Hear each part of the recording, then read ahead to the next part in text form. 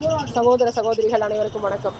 இன்று காலையில் அமைச்சர் அவர்கள் அழைத்ததின் பேரில் நமக்கு உண்டான சட்ட சிக்கல் என்னவென்று தெரிந்து கொள்ள சென்று வந்த நிலையில் அமைச்சர் அவர்கள் எல்லாவற்றிற்கும் இன்று முடிவு ஏற்படுத்தப்பட்டு இன்று இரவுக்குள் அறிவிப்பு வெளியாகும் என்று நம்மவர்களிடம் சொன்ன நிலையில் இன்னும் அறிவிப்பு வெளியாகவில்லை. ஆகவே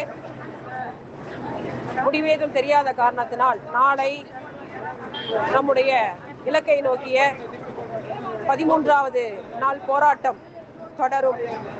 அதே டிபிஐ முற்றுகை போராட்டம் நேரம் காலை 11 மணிக்கு சரியாக அனைவரும் ஒன்று கூடுமாறு கேட்டுக்கொள்ளப்படுகிறார்கள். நன்றி. அனைத்து பகுதி நேர ஆசிரியர்களும் சென்னையை நோக்கி வாருங்கள். நம்முடைய எண்ணிக்கையான 12,500 பகுதி நேர ஆசிரியர்களும் களத்திற்கு வந்தால் அடுத்த கணமே அரசாணை வெளிவந்துவிடும். எனவே அனைத்து பகுதி நேர ஆசிரியர்களும் சென்னையை நோக்கி வாருங்கள். இது நமக்கான போராட்டம், நம் உரிமைக்கான போராட்டம். 14 ஆண்டுகால வாழ்க்கையையும் வழியையும் மீட்டெடுக்க அனைவரும் சென்னை வாரீர். நன்றி, வணக்கம்.